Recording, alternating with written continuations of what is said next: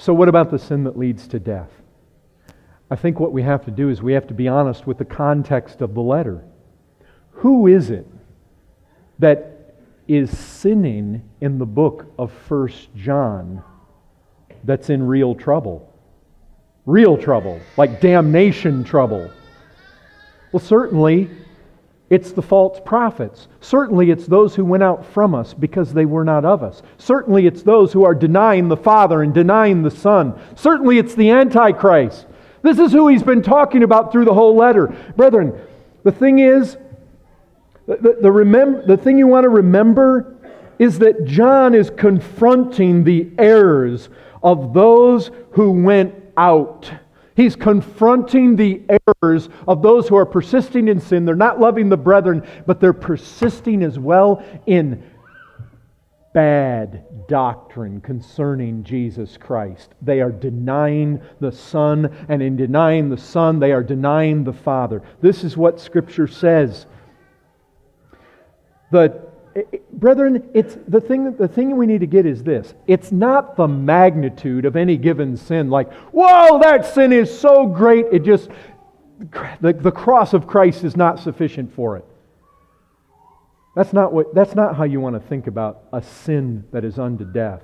What you want to think about, what John is speaking about, is the attitude, the disposition of the sinner that excludes the possibility of him ever being forgiven. In the context of this little epistle, it's a person who is intent on denying the true Christ. Why? Because only the true Christ is the true remedy.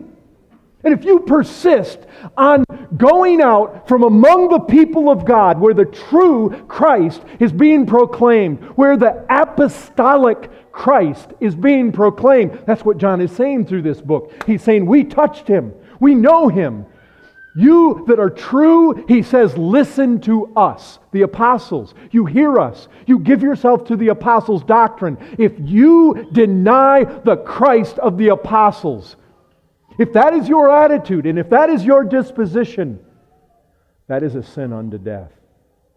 If you deny the only remedy, and you walk out and you dig in your heels, you're done.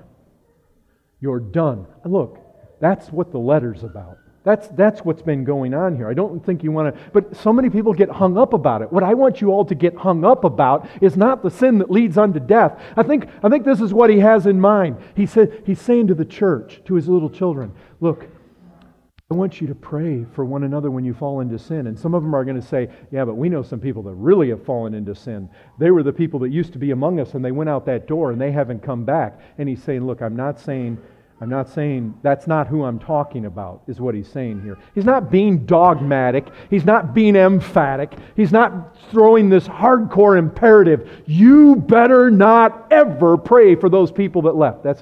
It's a very mild...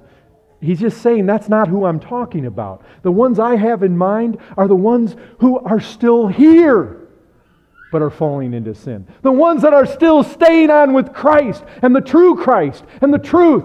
Pray for them, brethren. Pray for one another. Pray. Not the people that have abandoned this thing. Not the people that have gone out. Not the people that are out there propagating the false Christ.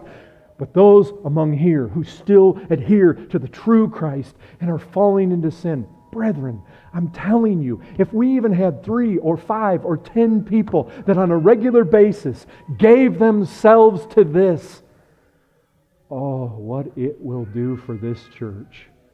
What it will do.